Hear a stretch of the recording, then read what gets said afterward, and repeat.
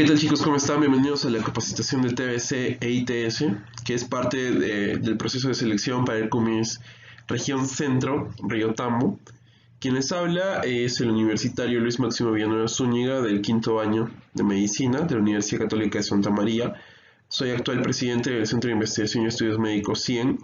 Como experiencia personal tengo 9 CUMIS, a los cuales he tenido la dicha, la maravilla de poder haber asistido. También he sido el organizador del CUMIS Huayna-Cotas 2018 y he ayudado en la organización de este CUMIS nacional, que para la organización Huayna-Cotas, a las que muchos chicos han asistido, ¿no? Particularmente de la SOCIMEC, que es la sociedad organizadora de este CUMIS, han venido 9 chicos y han tenido una participación súper buena, por lo cual sé que este CUMIS de Río Tambo va a ser algo excelente, ¿no? Van a salir cosas muy buenas de este CUMIS. Bueno, como ya les dije, he preparado una presentación muy bonita, un poco didáctica. He tratado de hacerlo lo más didáctico, lo más actualizado posible. Mis dos temas son TB e ITS. Vamos a empezar con lo que es tuberculosis, luego vamos a terminar con lo de ITS, pero no voy a hacer algo muy técnico, no voy a hacer algo muy científico, ¿no? Porque obviamente todos sabemos que en un CUMIS lo que se intenta hacer es transmitir conocimiento a la población, ¿no? Entonces, nuestros conocimientos no pueden ser avanzados, no vamos a ir a un CUMIS a decirle a una persona que existe una bacteria llamada Mycobacterium que te ocasiona tuberculosis, ¿no? Porque en primer lugar no van a entender qué es una bacteria, posiblemente tengan alguna idea, pero no van a entender qué es una bacteria como tal, y peor aún al escuchar el término Mycobacterium, o sea, van a decir como que, ¿qué es eso, no? Entonces la idea de dar unas charlas en el CUMIS es transformar todo este conocimiento a algo didáctico, algo que cualquier poblador, a pesar de la barrera del idioma, porque ustedes van a ir a Río Tambo, que la mayoría no entiende el idioma español, solo hablan el Ashaninka, entonces la idea es que ustedes a través de sus sketches, de sus teatros, de sus actuaciones, sus esquemas, papelotes o lo que vayan a usar para hacer las charlas de educación médica, los pobladores puedan entenderlos, ¿no? Al igual aquí en Arequipa, cuando vamos a realizar nuestros CUMIS a la altura, la mayoría de la población habla quechua. Entonces nosotros incluso tratamos de traducir las palabras necesarias o las que ya sí o sí tenemos que decirlas al idioma quechua para que los pobladores nos puedan entender, ¿no? Y a la vez esto también a ellos les llama la atención porque se dan cuenta del interés que mostramos nosotros por intentar comunicarnos, ¿no? Entonces, por ejemplo, aquí hay una diapositiva bonita que les voy a mostrar, en las cuales ustedes se van a dar cuenta por qué es importante tratar de llegar a la comunidad, ¿no? Luego, dentro de estos temas, como ya les mostré la división, voy a empezar por algo un poco de actualidad, algo definiciones, como definiciones, o sea, tal cual, y luego voy a hacer la parte de lo que yo recomendaría que ustedes hicieran en un CUMIS, ¿no? Que espero les guste, espero que con mi experiencia pueda aportar en todo esto, ¿no? Así que bueno, empezamos. Primero, como les mencioné, vamos a hablar de tuberculosis. Esta diapositiva es netamente científica, ¿no? Esto es la definición tal cual de tuberculosis según la Organización Mundial de la Salud, la OMS. ¿Qué nos dice? Que la tuberculosis es una enfermedad infecciosa que suele afectar a los pulmones y que es causada por una bacteria llamada Mycobacterium tuberculosis, ¿no? Que justo es lo que le mencionaba. Si tú le dices esto a un poblador, no te lo va a entender o en el peor de los casos no le va a llamar la atención, no va a tener interés por atender tu charla, ¿no? Pero es necesario que nosotros como estudiantes de medicina, como cumistas, conozcamos las definiciones verídicas, verdaderas, para que podamos transformar esta información a la población, ¿no? Entonces por eso ponía esta parte más directa para que ustedes puedan interpretarla, ¿no? ¿Qué nos dice también? Que se transmite de una persona a otra a través de gotículas generadas en el aparato respiratorio, pacientes con enfermedad pulmonar activa. Nos dice que la infección puede ser asintomática en personas sanas, dado que nuestro sistema inmunitario actúa formando una barrera, ¿no? Alrededor de la bacteria. Esto ya es más fisiopatología, ¿no? Lo que nosotros conocemos. Y luego que en los síntomas de la tuberculosis pulmonar, la activa son tos, a veces pueden ser con esputo, que sanguinolento, eso es algo clásico, es algo puntual que luego te les voy a explicar un poco mejor. Dolor torácico, debilidad, pérdida de peso, fiebre y sudoración nocturna. Y nos dice que la tuberculosis se puede tratar mediante la administración de antibióticos durante 6 meses, ¿no? Esta es la definición que nos da la OMS y es importante conocerlo, ¿no? Luego, ahora, ¿Por qué este tema es muy importante en Perú? ¿Por qué siempre que escuchamos en otros lugares hablan de Perú y al toque lo asocian con tuberculosis, ¿no? Es al igual que, por ejemplo, hablan de Arequipa y lo asocian con Chagas, ¿no? Porque la enfermedad de Chagas es algo predominante en Arequipa, y al igual que Perú y TB están de la mano, ¿no? ¿Por qué les muestro esta diapositiva? Según los ODS, que son los Objetivos de Desarrollo Sostenible, según el número 3, que es netamente salud y bienestar, nos dice, tal cual, esto está explícito, pueden buscarlo. En el artículo 3.3 nos dice que uno de los objetivos para el 2030 es poner fin a las epidemias de SIDA, tuberculosis, malaria y las enfermedades tropicales desatendidas, ¿no? Combatir la hepatitis, las enfermedades transmitidas por el agua y otras enfermedades transmisibles. Entonces, se dan cuenta que dentro de los objetivos de desarrollo sostenible mencionan explícitamente la tuberculosis. O sea que no es algo que pasa desapercibido, ¿no? Y en Perú, según la epidemiología, el Perú tiene el 14% de los casos de tuberculosis en toda la región de las Américas. En toda la región de las Américas. Y predominantemente en Lima y Callao, ¿no? Lima y Callao son el 64% de casos de todo el país. Luego nos dice que incluso nosotros tenemos la TB multidrogo resistente, que hay un 79% de casos, y la TB extensamente resistente, o la que también llaman extremadamente resistente, ¿no? Que es la TB XDR. Entonces se dan cuenta que en Perú esto es algo muy, muy, muy alarmante, ¿no? Por eso es que es muy importante que estos temas se toquen en un CUMIS. Y ahora ustedes dirán, pero la TB es más de Lima y Callao, más de las poblaciones altoandinas. Se van a dar cuenta ahorita ustedes que en su población, en Río Tambo, hay también tuberculosis, y les voy a mostrar por qué. Como punto aparte, en Perú existe una ley, que es la ley número 30287, que es justamente la ley de prevención y control de la tuberculosis en Perú. O sea, estamos a ese nivel, de tener una ley que trabaje explícitamente en lo que es tuberculosis, ¿no? Esta ley fue promulgada el 14 de diciembre del 2014. ¿Por qué? La tuberculosis, como datos random, ¿no? La tuberculosis es la primera causa de muerte por agente infeccioso a nivel mundial. A nivel mundial, ojo, y en Perú ocupa el puesto 15, ¿no? Como causa de muerte, pero ya general. Si es que hablamos de agente infeccioso, igual vuelve a subir al primer escalón, ¿no? Entonces, dense cuenta de la magnitud de lo que es abordar este tema, ¿no? Ahora sí, ¿por qué? ¿Por qué en Río Tambo ustedes tienen que tocar sí o sí TB? Desde cuando me dieron el tema para hacer esta capacitación, que por cierto, perdonen un poco por la demora, me he demorado 3 días en preparar todo esto. Cuando apenas me dieron el tema, busqué TBC en comunidades ayánicas, ¿no? Y lo primero que encontré fue esto, un titular de un periódico conocido, que es RPP, que nos dice: Junín, 55 casos de TBC en comunidades ayánicas de la selva central. Un estudio realizado en comunidades ayánicas ha detectado 86 casos de tuberculosis en la selva central de Junín, Pasco y Ucayali. Si bien es cierto, este artículo es del 5 de agosto de 2011, ya tiene 8 años de antigüedad, pero ¿por qué lo pongo? No es algo desactualizado, o sea, es desactualizado por el tiempo, pero no por la importancia. ¿Por qué? Porque este ha sido el primer y último estudio de TBC en comunidades ayánicas, ¿no? Lo realizó la ONG Socios en Salud en coordinación con el MINSA, con el Ministerio de Salud, y sus datos epidemiológicos igual fue que en la selva entrevistaron, ¿no? Hicieron el estudio en 67.000 ayánicas. 20.000 de estos eran netamente de la región Junín, ¿no? Que es la región a la que ustedes representan como Huancayo, ¿no? Y como les digo, fue el primer estudio y el único hasta la fecha. ¿Qué es lo interesante de esto? Que a partir de este estudio se publicó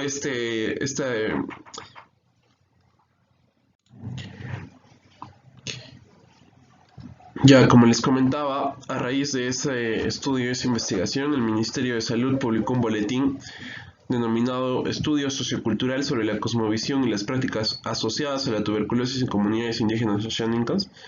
Ahí pueden mostrar el link, es un PDF de bastantes páginas. ¿Por qué les enseño esto? Porque en sus resultados y conclusiones, obviamente resumidas, el Ministerio nos escribe esto. Nos dice que el término tuberculosis no es el más usado, que solo el 5.9% de todos los encuestados, que como les mencioné eran 67.000 ayánicas, de los cuales 20.000 pertenecían a la región Junín, que solo el 5.9% de estos encuestados conoce esta denominación propia, ¿no? Así tuberculosis tal cual. Y incluso solo la conocen cuando ya han sido diagnosticados, ¿no? Que previamente no lo conocen.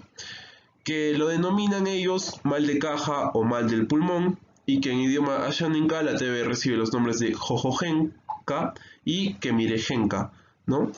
¿Por qué jojojenka? Que hace referencia al sonido, ¿no? Es algo más onomatopeico, hace referencia al sonido de la tos de un enfermo, ¿no? Al igual que en el quechua, la tos es como uju, es porque suena, ¿no? A tos, igual en asháninka es jojojenka, y que kemirejenka ya hace referencia a la enfermedad tal cual, ¿no? La mayoría de los encuestados, el 54% atribuye que la causa de la TB es el frío, la humedad, la mala alimentación, la desnutrición. O sea, como que están orientados un poco a lo que es la situación de un enfermo de tuberculosis, ¿no?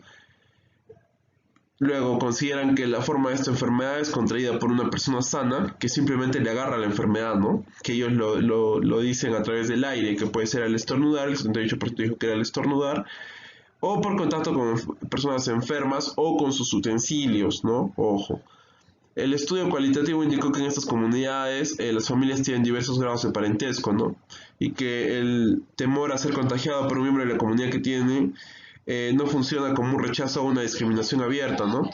¿Cómo así? O sea que en las comunidades ashánicas la mayoría son primos, hermanos, familiares cercanos, ¿no? Entonces, si es que un familiar se enferma, no lo rechazan, no lo excluyen o lo aíslan, ¿no? Y luego que la mayoría de los encuestados, ojo aquí, ¿no? El 69.6% expresaron que su preferencia para cuando reciban unas charlas de educación médica utilicen materiales audiovisuales, ¿no? Como fotos, videos, todo tipo de material audiovisual para que la población pueda entender, no gráficamente, es lo que les mencionaba. Tenemos que ver la manera de llegar a ellos, de hacerles entender. No podemos ir a utilizar términos técnicos porque no nos van a entender, y la idea es que ellos comprendan, ¿no? E incluso no necesariamente que comprendan la definición tal cual de la enfermedad, sino simplemente que sepan identificarla, que sepan reconocerla y que esto los lleve a acudir a un centro de establecimiento más cercano, un centro de salud más cercano, ¿no? Bien, ahora te vuelvo a recalcar esta parte, ¿no? ¿Cómo tratar la TB en un CUMIS, ¿no? ¿Por qué les pongo estas dos primeras imágenes? Porque son netamente técnicas, ¿no? Nos muestra lo que es parte de la microscopía, nos muestra como que un flyer muy técnico. Pero esto está mal, pues. Esto en un CUMIS no puedes aplicarlo porque las personas no te van a entender. En cambio, observen las segundas imágenes, son cosas más didácticas, ¿no? Se ve un paciente estornudando y se ve un paciente tosiendo con dolor, otros en el establecimiento salió con unas enfermeras, entonces ellos nos van a entender, nos van a comprender todo esto, pues, ¿no? Así que les recomiendo que cuando preparen sus charlas, no solamente de TV, cualquier tema en un CUMI, siempre lo hagan didáctico, siempre lo hagan orientado a la población, ¿no? Yo recuerdo que asistí al CUMIS de Mazamari, al nacional del año pasado, y que nuestra comunidad fue Mazamari, y teníamos 4 comunidades ashánicas, y que nosotros preparábamos nuestras charlas e incluso traducíamos lo que podíamos con los mismos pobladores, ¿no? Porque los niños generalmente hablan español y ashánica. Traducíamos, y por ejemplo la charla de enfermedad, no, era ay, no recuerdo exactamente qué tema era, pero tenían todos sus términos en ashánica. Y las personas entendían y las personas se reían cuando lo pronunciábamos mal o no podíamos hablarlo, ¿no? Entonces también intenten hacer algo parecido, ¿no? Todo para llamar la atención de ellos. Ahora, factores asociados a tuberculosis. Son 4 específicamente, ¿no? El estado nutricional, la calidad de vida, el hacinamiento y el desconocimiento propiamente de la enfermedad. En el estado nutricional lo asociamos esto con las personas que que no tengan una muy buena alimentación, no van a tener las defensas adecuadas, ¿no? Entonces van a pescar cualquier tipo de enfermedad, y la tuberculosis ataca mucho a estas personas débiles, ¿no? Calidad de vida, justamente por lo que son comunidades nativas, no tienen acceso a muchas cosas. Si bien es cierto, la naturaleza a veces es muy buena, pero ¿por qué nos referimos a calidad de vida? Por ejemplo, en el caso de sus cocinas, Lo que ocurre comúnmente es que también está asociado a fibrosis, ¿no? TB y fibrosis. Ocurre que las personas cocinan en un ambiente cerrado, que no tiene ventilación. Entonces todo el humo de la leña se mantiene ahí y empieza a invadir por los pulmones, ¿no? Pero yo recuerdo que cuando fui a Masamari observé que algunas cocinas ya las estaban haciendo al aire libre, ¿no? Incluso la cocina de la comunidad estaba en una habitación no cerrada, era una habitación abierta con parantes y él solo tenía el techo, ¿no? Entonces permitía que el humo desfogue. Pero sí veía que las personas cocinaban dentro de sus casas, que eran una choza de 1 o 2 cuartos, y todo el humo se mantenía ahí, ¿no? Entonces ustedes también tienen que hacer hincapié en esta parte para que puedan tener una buena ventilación al momento de cocinar, ¿no? Por ejemplo, en las comunidades altoandinas anteriormente esto era algo determinante porque todos cocinaban con leña y todos tenían un cuarto exclusivo para su cocina y este cuarto era cerrado. Cuando nosotros íbamos a nuestros cumis teníamos que cocinar en estas habitaciones y en serio no podíamos permanecer ahí por más de 5 minutos porque todo se llenaba de humo y el humo ya nos irritaba la vista, nos hacía transpirar, nos hacía toser, pero ahora nos hemos dado cuenta que con el paso de los años esto ya ha cambiado, ¿no? Ahora han hecho las cocinas en ambientes abiertos, incluso tienen ya su ventilación, su chimenea hacia arriba, entonces esto también favorece, ¿no? Entonces, ustedes también tienen que explicarles esto a las personas, ¿no? Luego el hacinamiento. Como pueden ver esa imagen, ya es una exageración, ¿no? Es muchas personas en una habitación. ¿Qué ocurría en Masamari? Como les mencioné, las chozas eran de 1 o 2 habitaciones y el promedio de personas por habitación era de 5. Entonces eso también es un factor importante que ustedes tienen que recalcarles, ¿no? Sobre todo, como les mencioné en el estudio, decía que todas las personas tienen un parentesco familiar, entonces cuando alguien se enferma no lo excluyen, no lo aíslan, va a estar compartiendo la misma habitación con ellos, ¿no? Y eso también tienen que recalcarles. Luego, el cuarto punto es desconocimiento. Las personas se enferman y justamente por la ubicación geográfica del lugar, de la comunidad, no pueden acudir rápidamente a un establecimiento de salud. Entonces sabemos que en el caso de la tuberculosis es algo vital el tiempo, ¿no? Entonces, ¿qué sucede cuando un paciente se enferma con una gripe? Bueno, también es algo común, ¿no? Que tú piensas que se va a pasar en 3, 4 días, 5 días, pero nosotros como estudiantes sabemos que eso solo ocurre si es que la gripe es viral, ¿no? Pero si es que ya es una gripe bacteriana, la duración es mayor. Y si una persona tiene ya tos por más de 15 días, por más de 2, 3 semanas, ellos por su desconocimiento van a seguir pensando que se les va a pasar por así. Entonces ustedes también tienen que recalcar en este punto, ¿no? Ahora, qué es lo importante que tienen que transmitirles a ellos? Los síntomas de la TB, ¿no? Les vuelvo a recalcar. Los síntomas son básicos. Tos por 15 días o más. Luego un esputo sanguinolento. Eso es algo básico, ¿no? Luego se asocian los otros síntomas como debilidad o cansancio, fatiga, pérdida de peso, apetito, dolor de pecho, sudoración nocturna. Entonces, yo creo que ustedes tienen que enfocarse en esta parte, ¿no? En hacerles entender a los pobladores cuáles son los síntomas de una tuberculosis, ¿no? Y que apenas ellos lo identifiquen puedan acudir a un establecimiento de salud, ¿no? Y que cuando lleguen y encuentren a quien sea, por ejemplo, en el caso de las comunidades asiáticas, no hay serumistas, ¿no? O bueno, en Mazamari no había, lo que existía era un agente de salud que es un poblador que ha sido asignado por la dirección de salud para que él se encargue del pequeño establecimiento, ¿no? Y él sabe cosas básicas, tiene conocimientos básicos. Entonces, la idea es que los pobladores identifiquen la enfermedad, identifiquen la tuberculosis, acudan a esta persona y esta persona los derive, ¿no? Con un mayor conocimiento. Entonces, recalcamos, los síntomas claves son tos por más de 15 días, un esputo sanguinolento, fatiga o debilidad muscular, pérdida de peso, pérdida de apetito, dolor de pecho y sudoración nocturna, ¿no? Entonces, cuando ellos identifiquen estos síntomas, pueden acudir a un establecimiento de salud. Para el diagnóstico, aquí les pongo este cuadro que es el estándar de oro de diagnóstico. Aquí hay que romper un mito, ¿no? Se cree que bueno, o sea, es que en algunos lugares, ¿no? Por ejemplo, nosotros creo que ya no confiamos mucho en esta información, pero se cree que el método diagnóstico básico para detectar tuberculosis es la radiografía de tórax, ¿no? Pero eso es falso, ¿no? ¿Por qué? porque el estándar de oro para detectar tuberculosis es la baciloscopía y un cultivo, ¿no? Y aquí este cuadro es un cuadro comparativo, ¿no? La radiografía de tórax es un método costoso, de alta sensibilidad, baja especificidad, ¿no? En cambio, la baciloscopía es un método antiguo, es económico, rápido y nos hace visualizar directamente la bacteria, ¿no? Que es súper importante para el diagnóstico. Entonces, cuando una persona acude a una posta, ¿qué es lo que tienen que hacer? Siempre solicitan que se le haga una radiografía, ¿no? Ellos no confían en las otras pruebas diagnósticas porque no son tan populares, ¿no? Entonces ustedes también tienen que decirles esto, ¿no? Y hacerles llegar esta información a los pacientes. Y priorizar como punto número uno que acudan al establecimiento de salud. Siempre que tengan algún problema, alguna duda, que acudan al establecimiento de salud. En estas comunidades que son vulnerables hay muy poca cultura en este aspecto, ¿no?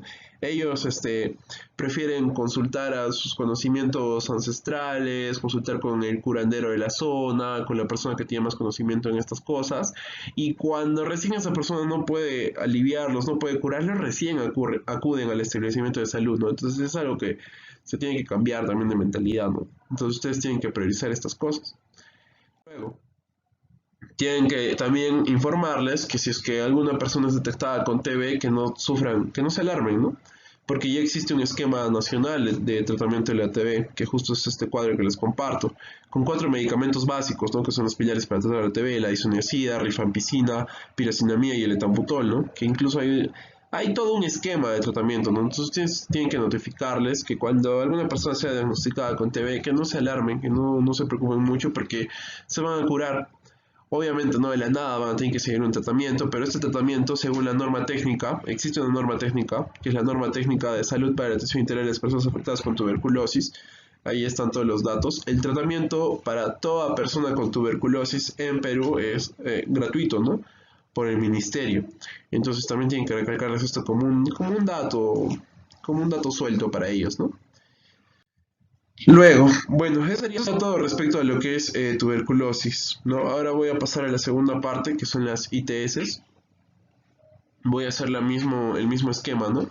Las ITS, esta definición también es de la Organización Mundial de la Salud. Nos dice que las ITS son enfermedades infecciosas que pueden transmitirse de una persona a otra durante una relación, ya sea sexual, durante una relación sexual, ya sea vaginal, anal u oral, y puede afectar independientemente de la identidad de género u orientación sexual, porque ese es un mito, que las personas piensan que tu orientación sexual determina qué enfermedades de transmisión sexual te puedes contagiar, ¿no? Generalmente lo asocian a la homosexualidad, pero tienen que decirles que esto no depende ni de la identidad de género ni de tu orientación sexual, ¿no? Ahora, les muestro aquí una lista de las más frecuentes, que son la sífilis, la gonorrea, clamidia, herpes, la hepatitis B y C, VIH y VPH. Pero de todas estas, yo les sugiero tal cual que solo traten el VPH, ¿no? Obviamente todas son enfermedades complicadas, son algo un poco difícil de tratar, pero yo les recomiendo que se enfoquen en el VPH porque eso es algo más común, ¿no? Ahorita les voy a explicar por qué, y que eso es algo más entendible para la población asiática también, porque si vamos y le explicamos qué es una sífilis, qué es una gonorrea, qué es una clamidia, las diferencias entre cada uno, nos vamos a complicar y también nos vamos a complicar nosotros, ¿no? Entonces yo les voy a enfocar esta charla de ITS exclusivamente en lo que es VPH. Y bueno, un poco a lo que es el uso del preservativo y el embarazo adolescente. Bueno, ¿por qué les pido que traten lo que es el VPH, el virus del papiloma humano? Porque es la infección sexualmente transmitida más común que existe, ¿no? Es la más común. Pero nosotros también tenemos que saber que el VPH es inofensivo y desaparece espontáneamente. Incluso hay algunos... No, esto no es tan verídico, pero incluso se llega a decir que todos los hombres somos portadores del VPH, ¿no? Pero hay dos tipos de VPH, los de alto riesgo y los de bajo riesgo. Entonces también tienen que explicarles esto a las personas, que el virus de bajo riesgo te va a causar verrugas genitales, ¿no? Que son específicamente los tipos 6 y 11. Que los de alto riesgo te pueden llegar a provocar cáncer, que son los tipos 16 y 18, pero ustedes no mencionen el término cáncer a la población, porque siempre toda persona que escuche el término cáncer ya lo asocia a lo peor, ¿no? Entonces lo que ustedes tienen que comentarles es esta parte de las verrugas genitales, ¿no? Decirles que el VPH es inofensivo, que si es que alguno por ahí encuentra alguna verruguita genital, que sí le muestre un poco de preocupación, que se la revise, que la controle, que acuda a un establecimiento de salud, que lo diagnostiquen y ya, o sea que no pasa más, ¿no? Entonces, por eso es importante el BPH. Ahora también existen vacunas, también tienen que hacer hincapié en eso, en que las personas, que la población, sobre todo femenina, se vacune, ¿no? Se pone la vacuna del BPH para evitar justamente la palabrita tan temida cáncer, ¿no? Y ya, yo quería que traten esta parte del BPH. Es así, súper simple, no es como que ustedes tienen que transmitir el conocimiento súper simple a la población. Ahora, vamos a hablar de lo que es embarazo adolescente. También revisé, encontré este estudio que según la ONG Save the Children, cada año nacen 13 millones de niños y niñas de mujeres menores de 20 años, ¿no? Esto es lo que se considera embarazo adolescente. Un 90% de estos nacimientos son en los países en vía de desarrollo, lo cual nos incluye a nosotros Perú, y que solo el 10% son en países desarrollados. Las causas netamente son dos: el nivel de vida, que vendría a ser como que la cultura, la educación de las personas, y la pobreza, ¿no? Ahora, también hay estos dos enunciados que les he puesto aquí, que las relaciones sexuales sin el uso de métodos anticonceptivos o el uso erróneo o equivocado de los mismos es una causa de embarazo adolescente, ¿no? Por eso es importante también informar a la población que existen métodos anticonceptivos, ¿no? Con los cuales pueden tener relaciones sexuales eh, sin, sin el temor, ¿no? A tener un embarazo no deseado. Pero obviamente, aunque le suene muy trillado esto, pero cuando nosotros hablamos de métodos anticonceptivos, el mejor anticonceptivo que existe es la abstinencia, ¿no? Entonces ustedes también podrían recalcar un poco en esta parte, aunque no está aplicado del todo, pero es algo que también sería importante mencionarlo. Luego, que el matrimonio adolescente y el rol tradicional que algunas sociedades todavía asignan a las mujeres, y eso también ocurre en nuestras comunidades, ¿no? Que ya desde que son adolescentes de 15 o 16 años ya los involucran, los casan con otra persona, ¿no? Entonces esto los obliga también a tener un matrimonio adolescente, eso conlleva a que se embaracen y a que las mujeres a corta edad sean madres, ¿no? Y esto va directamente relacionado a lo que es planificación familiar. Las comunidades altoandinas, las comunidades ashánicas son los que mayor número de hijos tienen, ¿no? Y que no es lo adecuado para la situación en la que ellos viven, ¿no? Para el nivel de vida que tienen, ¿no? Entonces también tienen que recalcar un poco en esta parte, ¿no? Tienen que conocer estas dos causas. Informarles que no, que se cuiden, que se protejan, que si tienen muchos hijos que piensen otras maneras, ¿no? De esto, ¿no?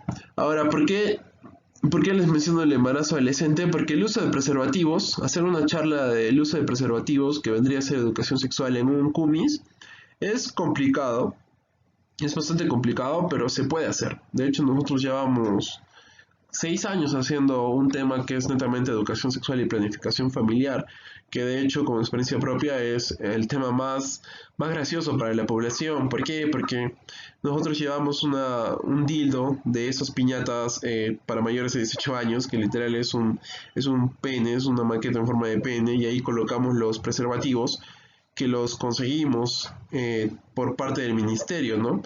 Ustedes pueden conseguir preservativos yendo a cualquier posta del Ministerio de Salud. Incluso todos los hombres que vayan a acudir a este CUMIS pueden ir a cualquier posta. En esa posta tú recibes una charla de ITS, de planificación familiar, durante a lo mucho 1 hora. Después de esa charla le van a donar a cada uno 100 preservativos, ¿no? Incluso depende de la posta, te pueden dar una caja entera de 600 preservativos. Nosotros hacemos eso aquí y con esos preservativos donados acudimos a la población y los repartimos. Les enseñamos el uso adecuado de un preservativo, les decimos por dónde tienen que romper el envoltura, que tienen que fijarse que no esté abierto, la fecha de vencimiento, que no pueden conservarlo en lugares muy calurosos, luego por qué lugar o sea, cuál es la orientación del preservativo, cómo tienen que colocarlo, que después de haber eyaculado tienen que cerrarlo, hacerle un nudo, botarlo a un lugar seguro, ¿no? Entonces yo también les sugeriría que ustedes traten este tema en Río Tambo. Ahora, aquí les dejo un link que es de la Direza Junín, que es una noticia que han hecho una campaña de promoción del uso de preservativos, ¿no? En la población huancaína. Ha sido realizado en el 14 de marzo de 2019, o sea, este año, por la IRESA de Huancayo, y ha tenido como sede el Hospital El Carmen, ¿no? Ustedes lo conocen muy bien, y que se han repartido 10.000 preservativos y que la campaña ha sido todo un éxito, ¿no? Entonces, ustedes también pueden conversar con la IRESA de Huancayo, porque la idea de ellos es también llegar a las comunidades más alejadas, ¿no? Porque son las que necesitan más de estas cosas, esta información, ¿no? Yo les sugeriría que se comuniquen con ellos para que hagan contacto, o incluso hay otras entidades, ¿no? Como como Impares, que Impares también suele trabajar mucho en este tema, con los cuales ustedes pueden trabajar para poder, para poder trabajar más en Riotambo.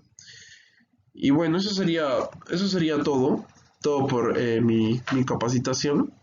Así que una vez más, muchas gracias al comité organizador del Cumis Riotambo por la invitación para poderles darles esta charla. Son temas interesantes, espero haber aportado mucho, haber contribuido un poco con mi experiencia propia también. Y les dejo un gracias en los 3 idiomas, ¿no? Por ejemplo, en nuestro español, gracias, en quechua es añaychay, y para ustedes que van a ir a las comunidades ashánicas, pasonqui, ¿no? El popular pasonqui, que ustedes, la primera vez que lo escuchamos no dejábamos de reírnos, ¿no? Porque nos molestábamos y decíamos panzonqui, y era un mate de risa, nunca se van a olvidar, así que siempre digan gracias, ¿no? Después de todo. Así que hasta luego, un saludo desde el equipo, bye bye.